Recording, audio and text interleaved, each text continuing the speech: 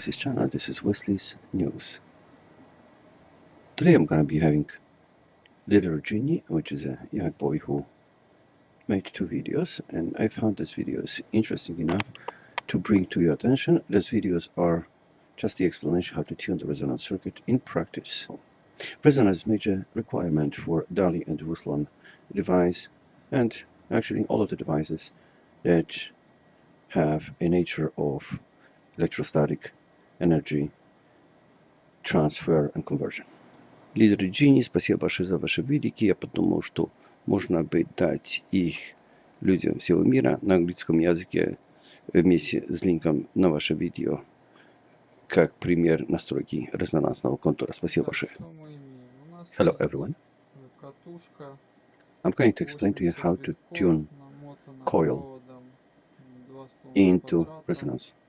We have 80 winds, gauge 2.5 millimeter. We have another coil, 10 winds with a thick wire, and the middle wire of it goes to the generator. That's a nanosecond impulse forming circuitry generator, 24 volts power supply that is being powered from the grid. In order to be able to tune coil into the resonance, we need to know inductance of the coil and frequency of the generator. When bigger coil is connected to generator, we need to have a proper length of the wire between the big coil and the smaller coil to reach the resonance. So if the big coil has a 1 meter of wire, then the smaller one should have a 4 meter, so it's 1 to 4. But it happened to me that I have not necessarily the length of the wire on the small coil that is corresponding to the requirement to reach the resonance.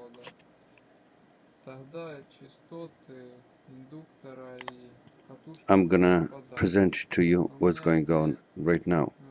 So actually what he's explaining is that if you don't have the length of the wire that is required for the coil by itself to create the resonance circuit without additional capacitor, there is a need to connect the capacitor into it, and then you would be able to reach this resonance as well.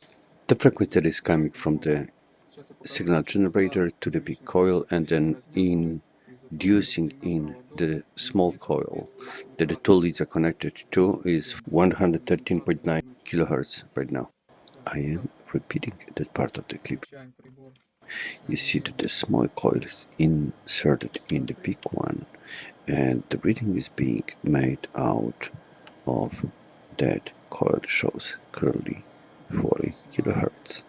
So we might assume that the big coil that now you see being connected should have a 40 kilohertz as well. And hey, Houston, we have a problem. We have a 113.9 kilohertz on the big coil. The explanation is quite simple. On the right hand side you see the radiator with the transistor on it and the small board, and there's the square wave nanosecond impulse generator, and it's connected to that big coil. So if we have had a sinusoidal signal, there would be no such thing as that we give from that generator 40 kilohertz, and all of a sudden we can read different frequency on the smaller coil that was injected into the big one. However, even with sinusoidal signal, we might have tuned to the harmonic of the fundamental frequency coming from the sinusoidal generator. So we are not dealing with sinusoidal signal, and we have to now find out what is a square wave nanosecond impulse signal. Think of it as a transformer. You gotta stop when you look at it to follow up. This is the center top coil, and on the right hand side we have nanosecond impulse generator, and that's how the generator could look like. When you look on the right hand side coil with the top in, that could be our air one Doesn't matter that in here is presented as with a C.O.R.E.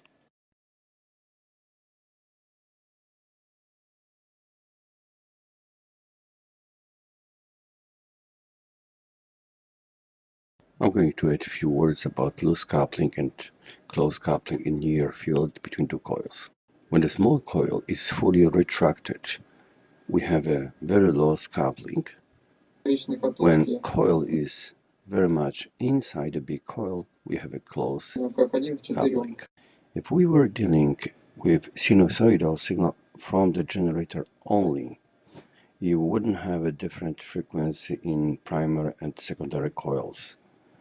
And if we pull out the coil to have a loss coupling, as shown, then we would only have a difference in the amplitude of the coil that is extracted, and now it is at loss coupling in near field. For easiness, I have included the picture of mechanism that is made out of the two coils where one could be pushed in or pulled out, and that's how you control the amplitude of the voltage that is induced in the second coil, but the frequency stays the same. In some rare situation, you might find that you tune secondary coil into the harmonic first, second, third, whatever the harmonic of the primary frequency from sinusoidal signal of the generator.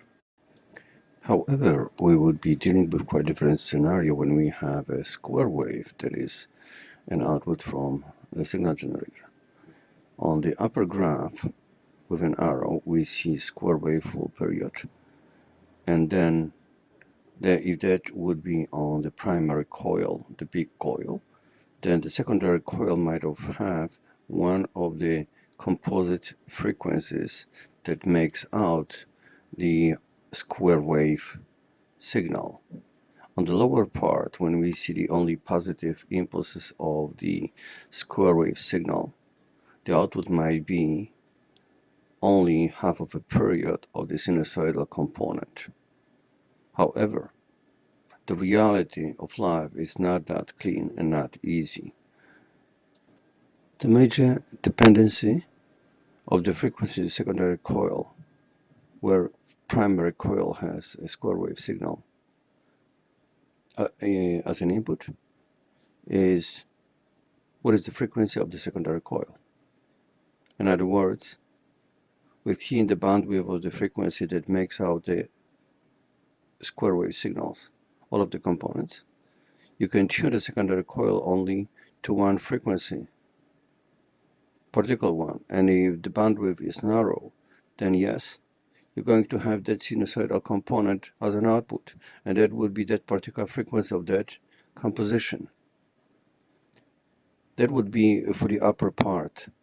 When we're dealing with the lower part, we have only positive peaks.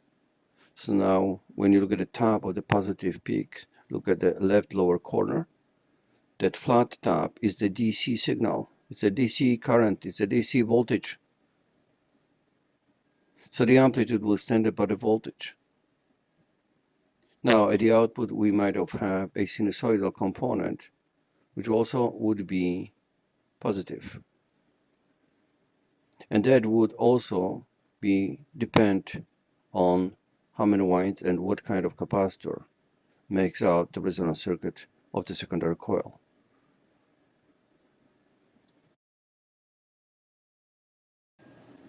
You see a quick simulation of how sinusoidal wave is being made. So actually this is a generation or a sequence of higher and higher frequency sine wave that adds up to a square wave. As a graph, we could see the sum of the superimposed waves. The more higher frequency waves we add, the more square wave-like the sum becomes. And some entertaining factor, lightning. It is pretty much like our square wave signal. The top of the square is DC, and the rise time and the fall time would be that what makes the components of the AC. So lightning, it is the same phenomenon that we see in a C.O.R.E device or DALI or Ruslan. And that should explain why do we have a 40 kilohertz at the secondary coil. The primary big coil we have a 13.9, although components of square wave are not very much simple. As I explained, I was trying to make it brief and very much informative. We already know the frequency 40 kilohertz. Now we're going to find out what is the inductance. You can use online calculator for it. You can find out based on the properties of the coils that are required by the calculator. So that will be number of winds and the diameter of the coil.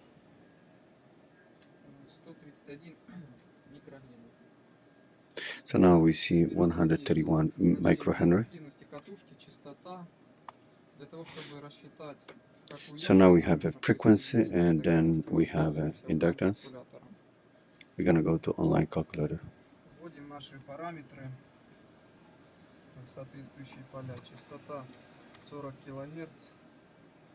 So we put 40 kilohertz,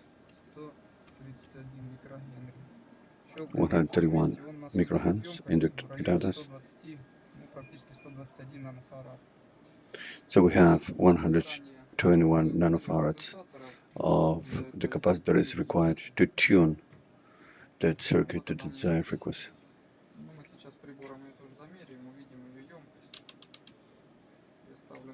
So by that, we actually don't need that much wire because capacitive reactance would make it for us.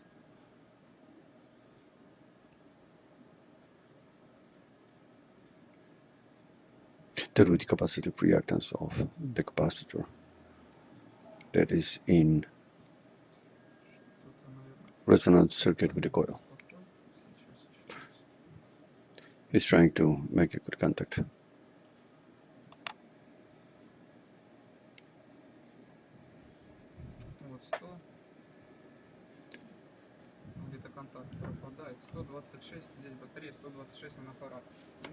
One 126 nanofarads.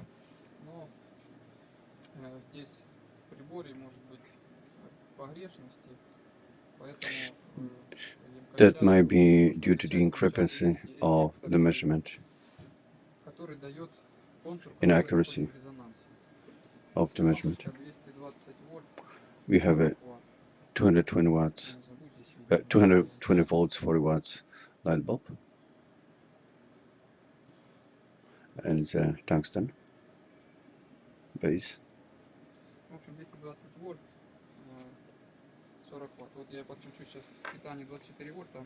So I'm going to connect it to 24 volts and you would see no light. So the 24 volts is being used to power up the nanosecond generator. Now he connected it to the coil, small coil, and you see very little of the voltage on it, so that means that even though the capacitor is pretty good one, there is no resonance. So now he's trying to add the capacitor, that bank of capacitor with the parallel connected capacitors will make up for the resonance.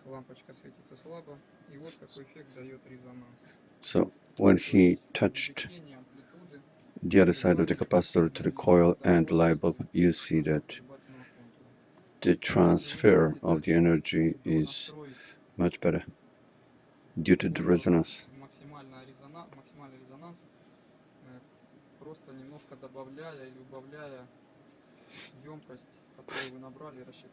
So the closest that you are to 13.9 kilohertz that comes from the generator, the better the transformation it is. So that coil is no longer 4 kilohertz. But that's my comment. He's adding more of the capacitance, showing you that the intensity of the light is diminishing. That means that adding more capacitance doesn't help. it actually worsened the effect.